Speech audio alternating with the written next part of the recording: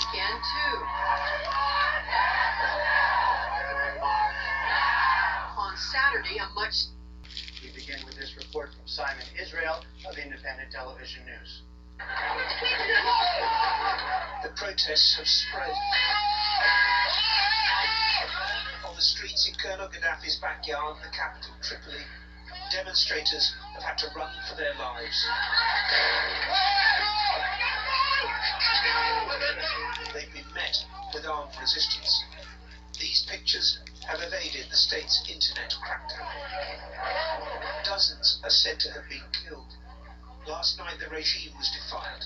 One of Gaddafi's sons went on television to proclaim they would fight until the last man standing. He also issued a warning of doom. There will be civil war. We will go back to the civil war of 1936. We will kill each other in the streets. Libya is not Tunisia or Egypt. Libya has oil, which is unified Libya. But not for much longer. If reports emerging from the North African country are to be believed, Gaddafi has fled. There's been no sighting of him since he appeared on state TV at the weekend in a choreographed display of popularity. Protesters are said to have taken control of at least half a dozen main towns surrounding Tripoli. In response, military aircraft are reported to have shelled roads leading to the capital and to have fired live rounds on demonstrators in the city itself. We saw the airplanes go by over us, and it's really bad. He hadn't even stopped before Maghrib prayer. We still hear gunshots, and it's getting bad. One of my cousins is a doctor. He had to go to the hospital. They were sent back. They were shipping the doctors and people at the hospital.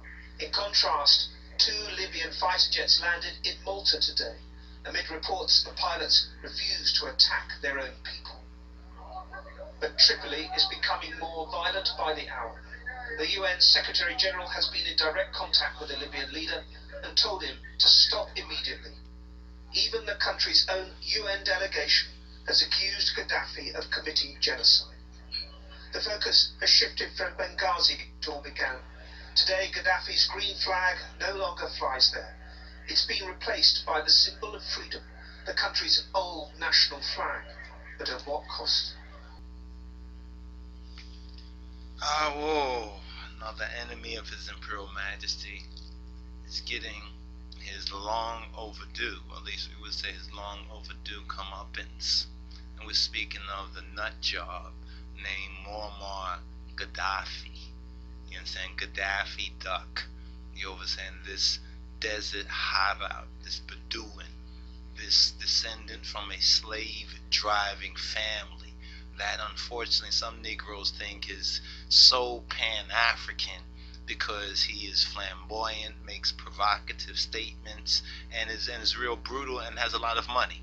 You understand? A lot of money that actually belongs, you understand, firstly to Africans. Secondly, it belongs to the majority of those in those countries who are Muslims, and the half of the story that's not being told is that starvation, I mean, many of these oil-rich countries have a high level of unemployment, illiteracy, ignorance, and poverty, and the people over there have been suffering a long time, and some change has begun in that region of the world. We're speaking about North Africa, and we're speaking about the Middle East. And this enemy of Imperial Ethiopia, this enemy of His Imperial Majesty Kedamawi Haile Selassie, this nut job named Muammar Gaddafi, is getting, and hopefully will get, his comeuppance. You understand? Is finally getting, after 40-something years, his comeuppance.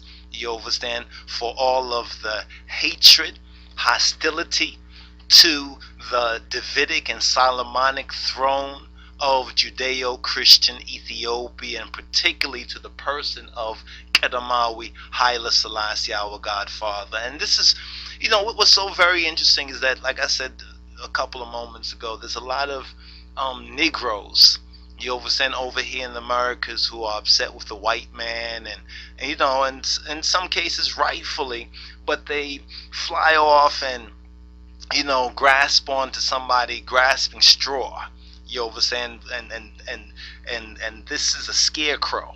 You understand? Gaddafi straight up is a scarecrow. They grasp onto him and they say he's a real Pan-African. They like Gaddafi. He's really standing up for something. And they don't know nothing about Libya.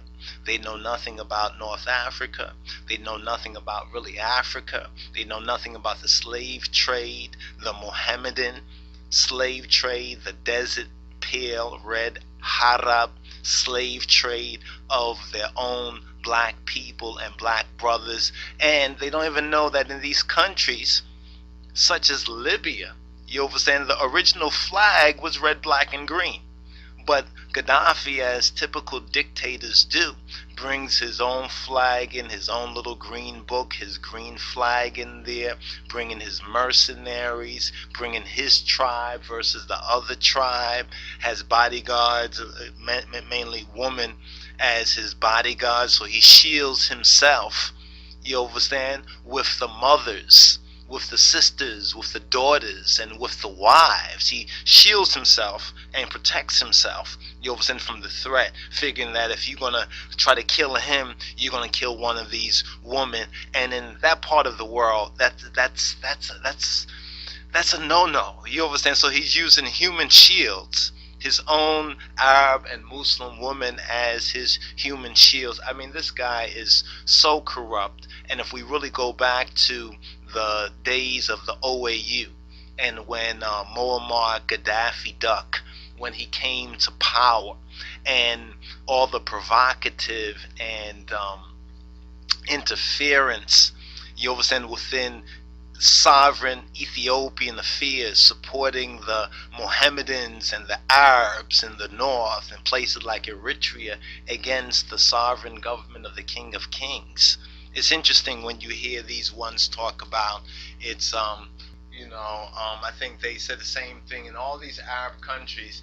They've been using the same that's outsiders who are interfering with the internal affairs of their nation, causing the unrest and trying to cause an overthrow and destabilize the government. But this is exactly what Muammar Gaddafi did ever since he came to power, you understand, backed by his slave driving tribe. You understand, because his tribe is the ruling tribe, and his tribe been ruling since 1780, 1760 something. You understand, and if we would bring up the facts of how they've been ruling through the slave trade, you understand, through enslaving dumbass Africans. You understand? But here's the interesting thing. After they've enslaved the Africans, now they got oil money.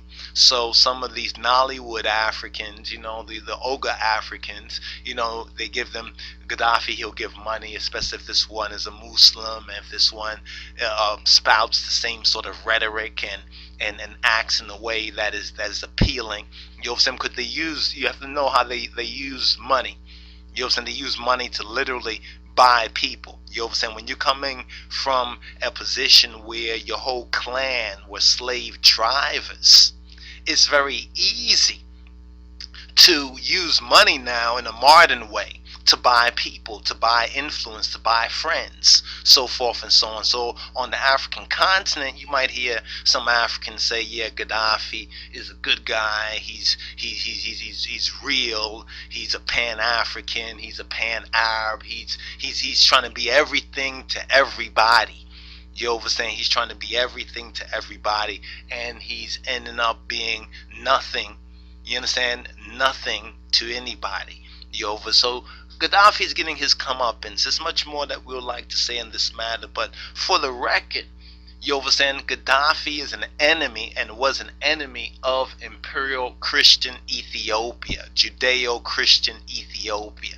Gaddafi was one of the most provocative enemies, because he used that oil-rich money to actually fund mercenaries to destabilize Kedemawi Haile Selassie's government, to pit Eritrea, you understand, and the Muslim population of Eritrea against the Judeo-Christian kingdom of the King of Kings and his Christ. So how could we as King of Kings honoring Rastafari ever support Gaddafi unless we just plain ignorant of the true facts behind the matter? You understand? And if you believe that Gaddafi is a real Pan-African, you understand, he's more Pan-Arab.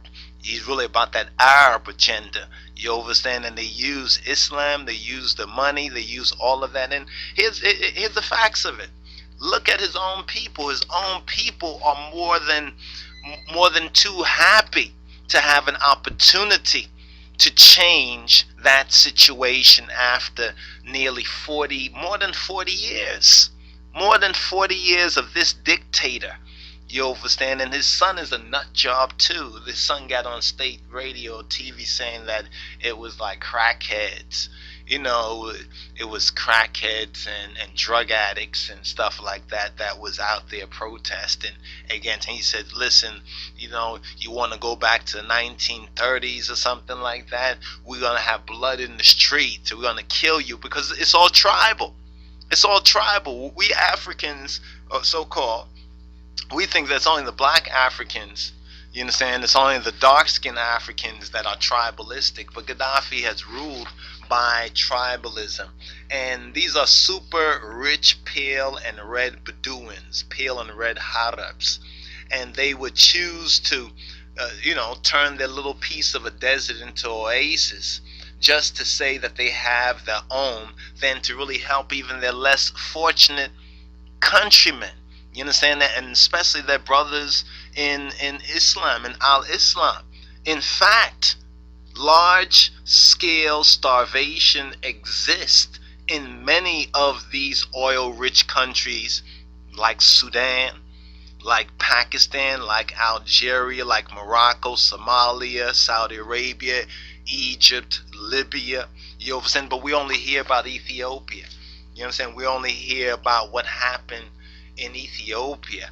You understand? We don't hear about it. But ask yourself, when you see all these people protesting, all these people out there willing to risk life and limb to have an opportunity to change their situation, ask yourself, why would a super cautious people who've been living with these brutal dictators for nearly half a century, why would they just all of a sudden do what they're doing unless they are so more than desperate?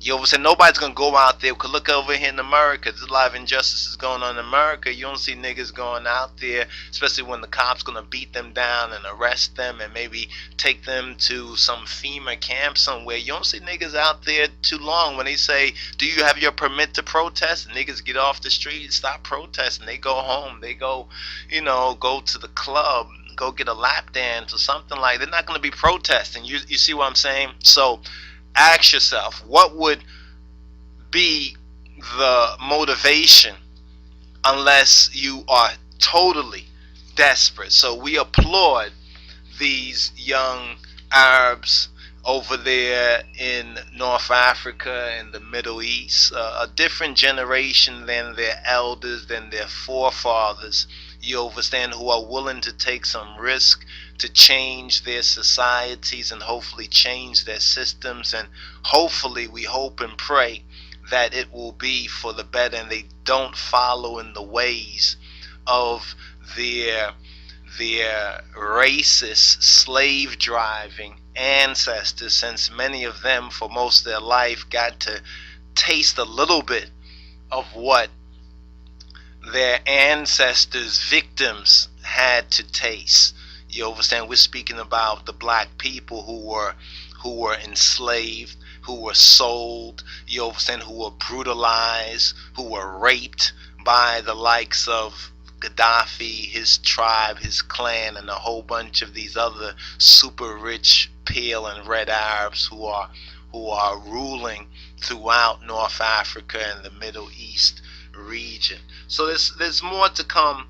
There's more to come on this. Stay tuned. We're just happy that an enemy of His Majesty gets to understand what it means, blowback, or the chickens come home to roost. Now it's Muammar Gaddafi ducks time to stop quacking.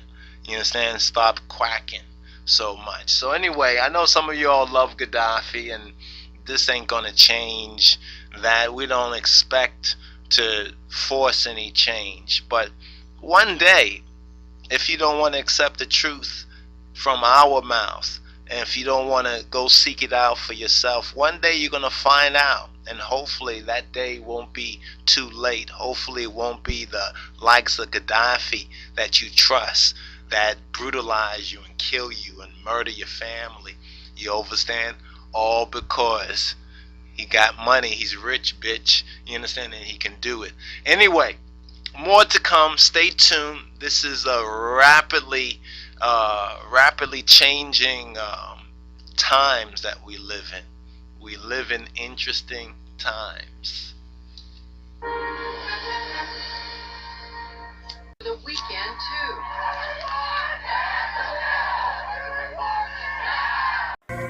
And when the Lamb opened the seventh seal, silence covered the sky.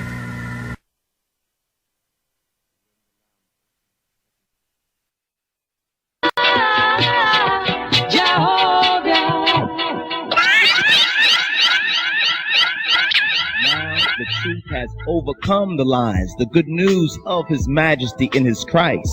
And it is vital that we raise our tribal flag, the flag of the conquering lion of the tribe of Yehuda. Millions of Christians throughout the world, Your Imperial Majesty, will regard you as the reincarnation of Jesus Christ.